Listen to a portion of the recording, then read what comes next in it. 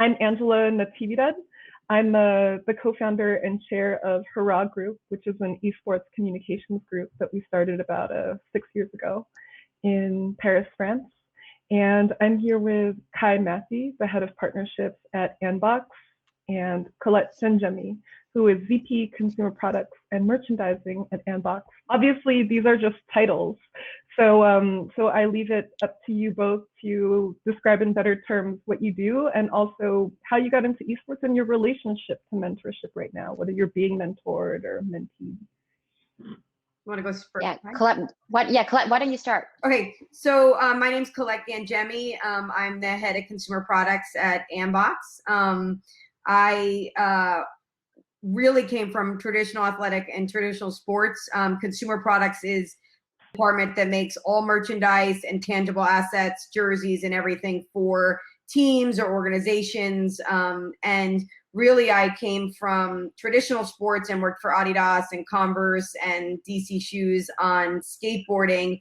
And then about 11 years ago, switched and worked for Red Bull. And that's really where my education in esports came, because Red Bull was a real early adopter that started signing esports athletes probably in 2009. Yeah, really early. Yes, I started in 11 and was introduced to one of our athletes, Nate Schott, who obviously owns 100 Thieves, and was really confused on what esports was at the time, that there was professional video gaming. It was so foreign to me. And it was the best education I had ever received, because we were involved in a lot of different game titles and a lot of different events around the country. And so it was a really good education on the different communities that appear in gaming, because I think the preconceived notion is that all gamers are the same, and they're just not. It depends on what game title that you follow or love, and they're completely different.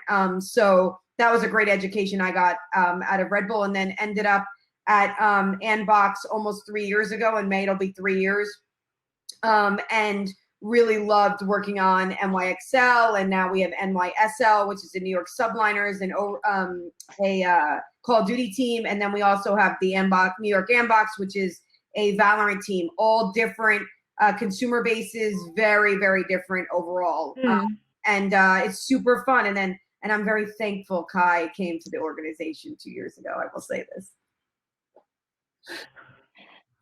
Well, I appreciate it greatly. Yes. Well, I appreciate you. And that's part of the reason why we're here today. I'm Kai. I'm head of partnerships at Anbox. So we're an esports entertainment company. Like Collette mentioned, we own professional teams. We have creators, streamers. We have street photographers. We have a number of folks that are kind of in that core X culture sort of crossover between gaming and lifestyle that are a part of our organization. We have like a very distinctly New York attitude and flair. And that's kind of one of the distinguishing factors, I think, about our org. I am head of partnerships. And so what that means for us in a really small org, where Anbox is a year and a half old. And NYXL, I think, was established in Collette, 2018, 2017? 2018, yep. Yeah, so we haven't been around for all that long, but I would say 70% of my job is around revenue. So sales, sponsorships, media rights. The other 30% is probably, I would describe more as biz dev, but it's all about finding the money, making the money, keeping the money. And for an org like us, it is, we are selling a number of different assets. So it is, our team sponsorships, it is custom content, it is live events, it is, virtual events nowadays, which aren't going away anytime soon. And so we have and it's consumer products. And I'd say, in terms of mentorship, and part of the reason why we are even, I think, doing the topic of this panel is David had invited me to a different panel a few weeks back with eFuse, I believe, about women in gaming. And someone asked me a question about advice, and I had talked about peer mentorship and how that was a really important part of my personal professional development. And Collette is literally a current example of someone where when I joined esports, I didn't know anything about this industry at all. What I didn't realize was I was also getting a crash course in apparel, streetwear, artist rights, e-com, like you name it. Like I didn't know anything about those things. And my relationship with Collette, working side by side with her and becoming, personal friends with her, has really opened my eyes to like industries that I did not know anything about. And that has been super, super rewarding. Yeah, I think that's one of the things that's really cool about esports. It tends to be a crossroads and an interface for so many different kinds of things. So you do end up getting like a crash course in all kinds of really useful skill sets.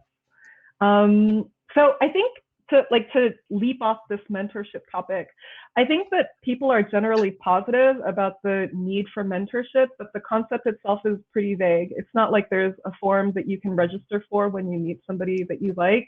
So perhaps speaking from experience, how do you think a person who feels like they need mentorship personally should approach that conversation with somebody that they think would be useful for that relationship?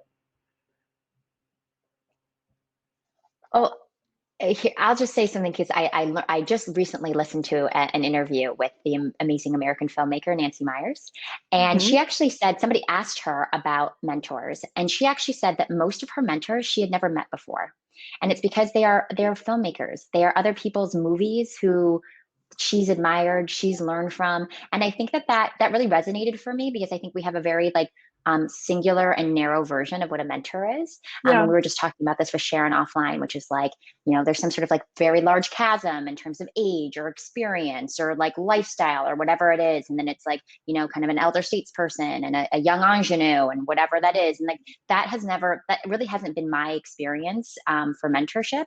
And I think that it's okay that I think we should be expanding what we think is considered mentorship. And I think it's okay that you could just admire someone and admire their work and read every interview and watch all their videos and consume their product and not just be a fan, but actually kind of learn from their experience without ever knowing them. So I think that's okay. And I don't think we talk about that very much. And that's been a big influence for me. I think that's really cool. Collette, do you have something to add to that?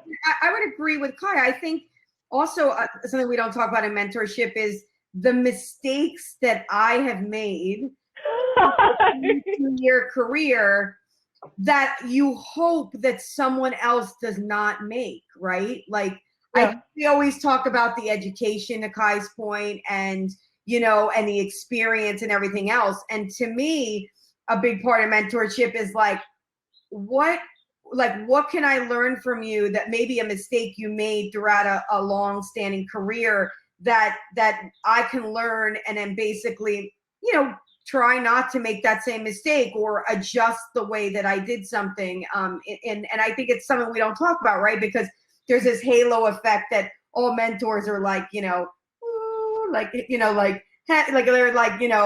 they're like on a cloud. And so I think by being able to explain why you did something and then what the result was and good, bad, or ugly, I think that also helps within the mentoring space. And I think in my case, in esports, there was a lot of learning overall, starting in an org, in new franchise teams that didn't exist. And a lot of, and I remember saying to Kai when she started, because she was like, I don't know anything about esports. And then we would meet with other potential sponsors that knew nothing about esports. And I was like, we're going to spend the next year just educating everyone in the space and making them feel comfortable. And that's the other thing about, mentoring someone is making them feel comfortable to ask questions.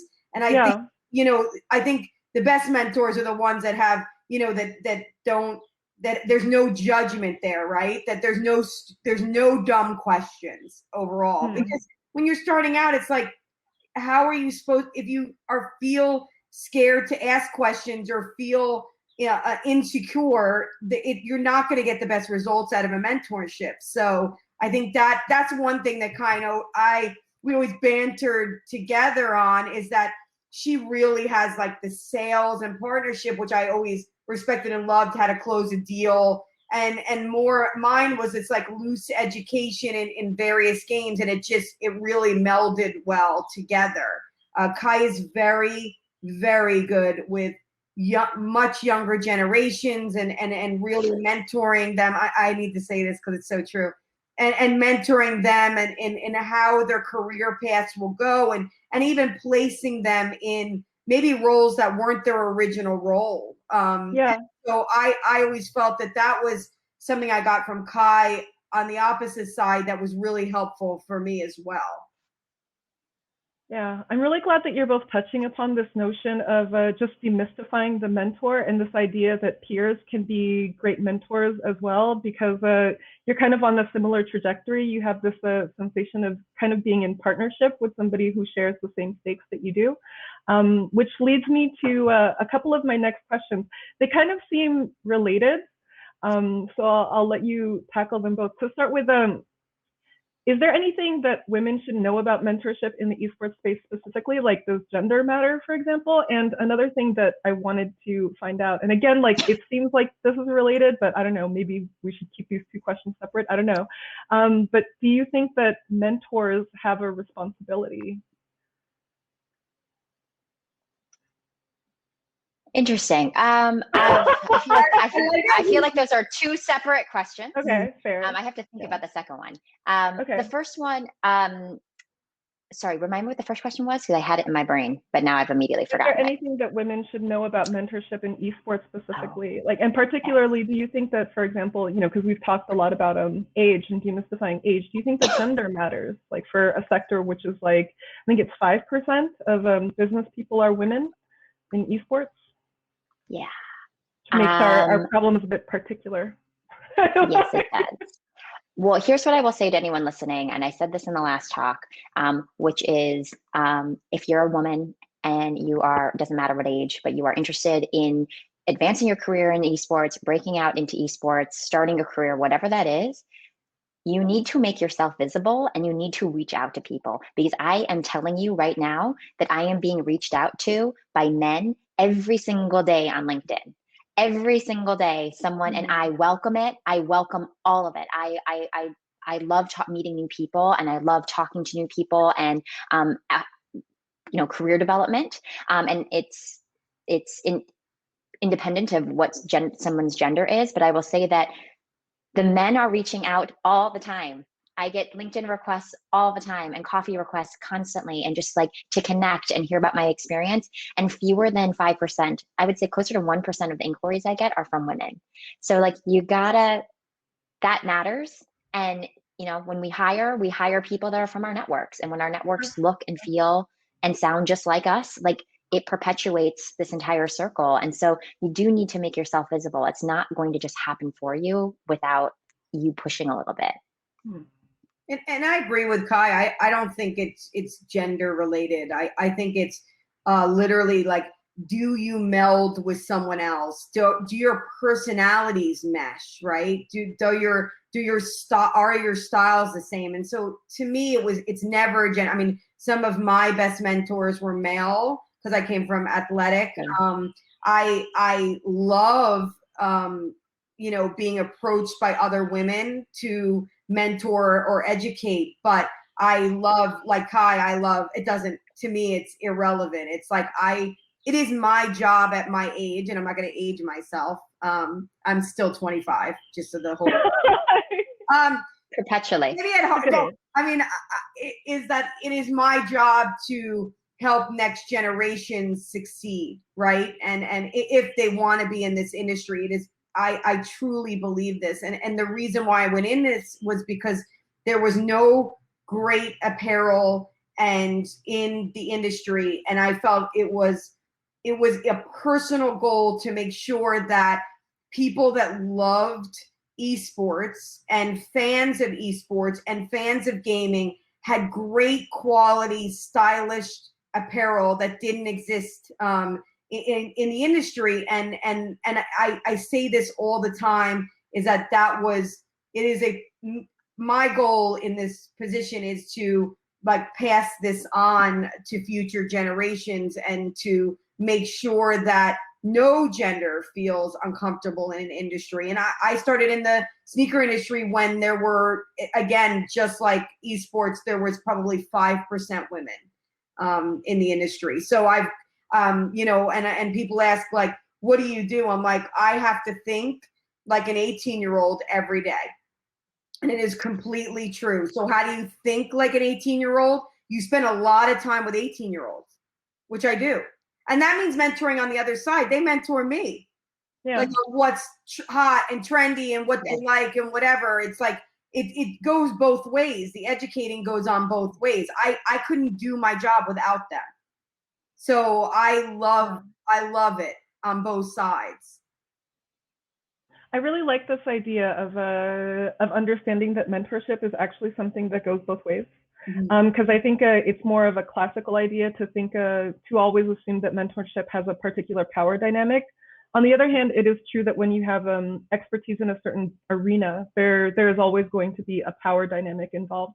And when you talked about sort of giving back to next generations, it does return to this question of, do you think that as the person for whom, you know, the power dynamic might be more on your side, like as the person with a little bit more experience, do you think mentors actually have a responsibility that they need to take into account when they're interacting with mentees? Yeah, I mean, I do think we have a responsibility. We have a responsibility to educate properly, to make people feel comfortable, to help them succeed. So I would absolutely say that it is our responsibility to, like I said, help next generations or even peer generations on what's going on. I think that steering someone in the wrong direction is just absolute, like it's not intolerable to me. Like I just can't imagine it. Yeah, no, I agree. And I literally can never say this phrase, right? But like, rising tide raises all boats. Is that the phrase? Like, is that what you say? Yes. Those are the words in that order. Yeah. Yes. That everybody gets to rise up. And I feel that way too, where it's like, if we're going to invest in each other, that's going to pay dividends for everybody. And so I think that there is that responsibility to the industry. And I think that, you know, personally, I do feel a personal responsibility that I want to increase representation and inclusivity in our industry. I have a personal sort of mission to do that, and that is important to me. That's not important to everyone. I don't expect it to, but I do want to make sure that other people who share that feel like I am a part of that team, and that we might not always agree on how that's going to be done.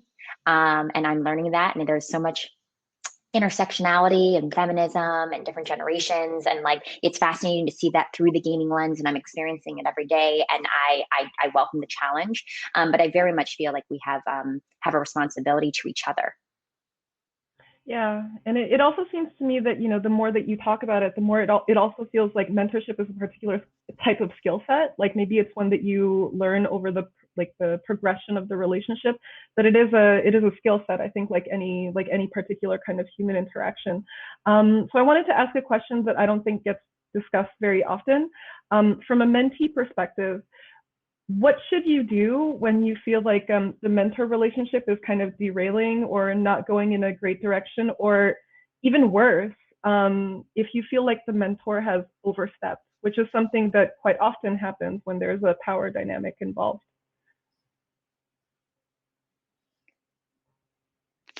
I don't think Kai and I have really encountered that very much. I mean, Kai has educated me as much as I've educated her, maybe in the esports space, but she's educated me in digital marketing and different different fields that I actually wasn't super versed in, and I can't say that I've had one that derailed. That makes me that makes me super sad.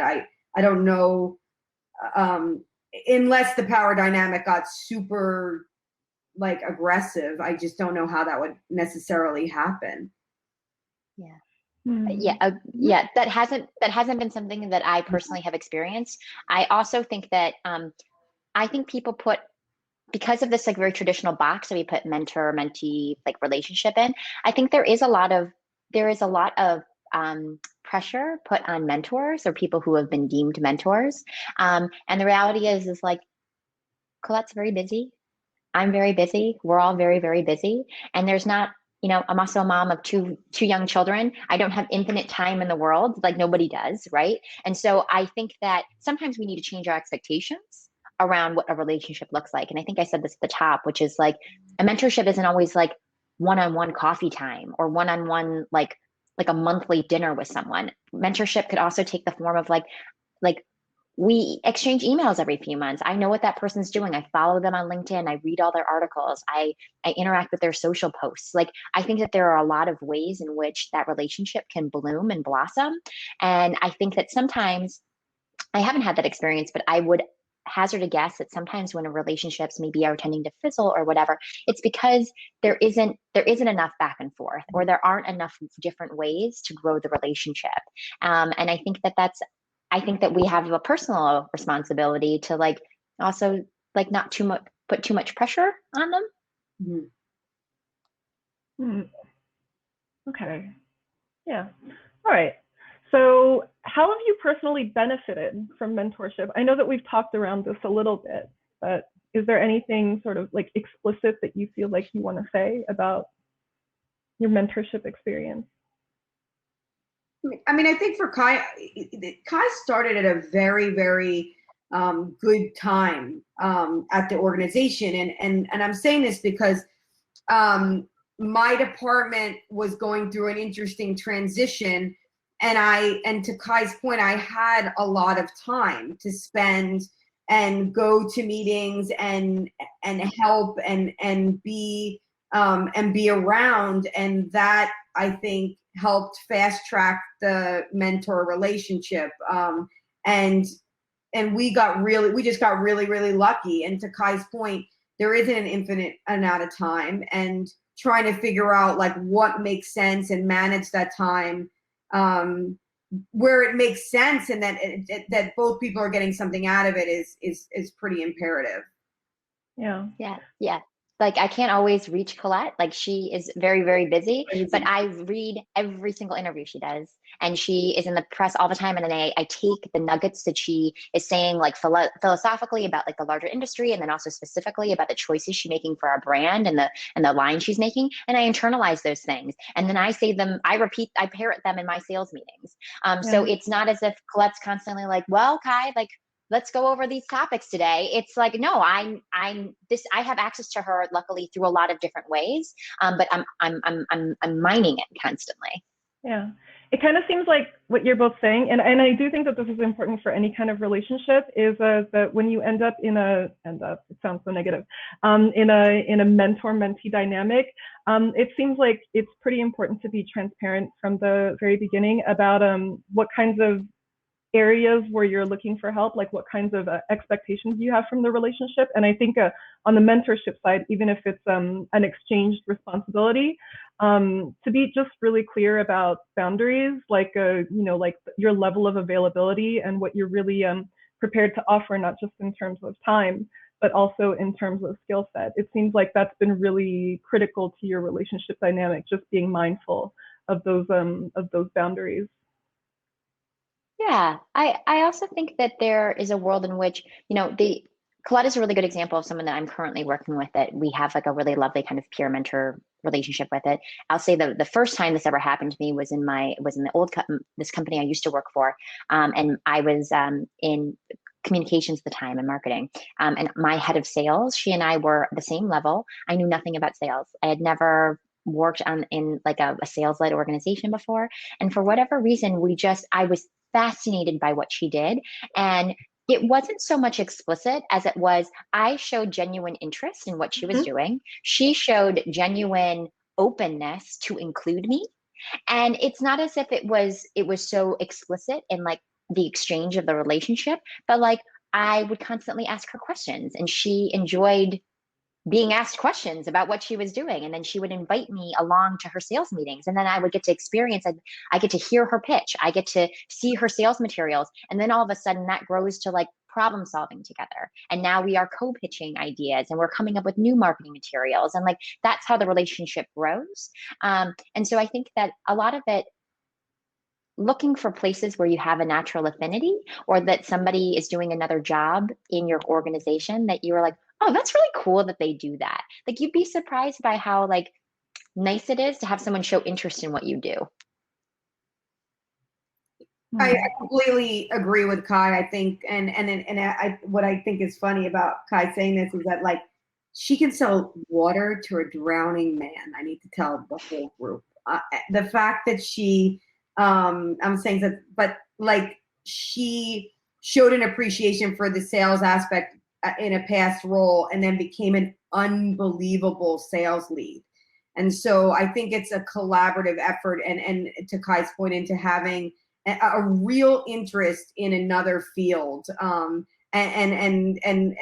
trying to and a respect for someone's field. I think that's the other thing is like knowing, having a respect for their field and the timelines they live under and what they do every day, and how they conduct business is really a huge part of it. But Kai is always educating herself. I am trying to read and educate myself constantly in the space. I think esports is so unique because there's new games coming out every day. There's new, and it's like hard to kind of keep up every day. So really a lot of the people that have been mentoring me have been much younger and in the gaming space. And really it's just helping me navigate this giant industry of 360 million people worldwide. And it's pretty mind-boggling when you actually say those numbers of what's going on. It's true. But I think that I do kind of a unique role within this space, and I want all, this is women in gaming, but I want all people to understand that there are a lot of facets to esports currently. You could be a huge lover of fashion and sneaker culture, and my type role is like the role for you. And why not come in now when you can really invoke change in an industry? Because there's not a lot of people doing great apparel in space. And so I get excited, and hopefully some of the people that are listening, I get excited because we need more players in the game. I have a kind of half empty bench. So I need a full bench. So come over and try out the industry, because it's really young, it's really fun, it's really fast, and you'll never get a sport. It is almost impossible to ever be on the ground floor of a sport explosion ever in your lifetime. You can't say that would happen in football, soccer, football. You can't. That it's done. It's mature. It's moved. But this is like the ground floor, and I think that for me, I'm hoping that people listening are like, oh my gosh, I love sales, or I love the idea, like a collaboration, or I love apparel or fashion, and this is kind of like what I want to do. Yeah. I'm also just to close up a topic that we previously opened. I'm really glad that you mentioned respect as well, because I do think that it merits saying, as somebody who's been in esports for a while, and I have had many mentorship relationships, it is also a relationship that opens a certain level of intimacy, because you need to be vulnerable with this other person. And I think that given everything that you've both said, you would both agree that ultimately this relationship, like any other, needs to be discerned intuitively, right? You're receiving advice from somebody else's perspective. A lot of it is kind of that's super useful, that I'm going to totally throw out. Really just trust your intuition in terms of what's going to be useful to you. And again, just in terms of boundaries, because especially in a male-dominated sector, sometimes it's going to happen. Somebody might overstep or be like, oh, it's late. Do you want to have a drink in my room? It happens sometimes. I do think that it merits saying, as a woman, and particularly when you're a young woman in the sector, you don't owe a mentor anything. Nobody really owes anybody anything in this particular relationship. So that's just something to keep in mind. It's totally okay to remember, regardless of the power dynamic, that you don't have to, owe them any. You don't have to do anything. So I do think that mentions saying. Just one last question, because I know that we're over time, and I do want to wrap this up in a nice way, which I think that you're actually trying to do, Collette, before I totally derailed it by talking about what happens when somebody grabs your butt. So, is there anything that that you feel like we should have covered that we haven't already, that you really feel like people should know and that you wish more people knew about just the concept of mentorship in general?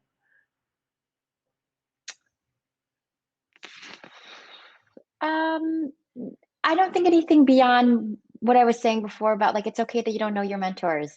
And I think that I like think that.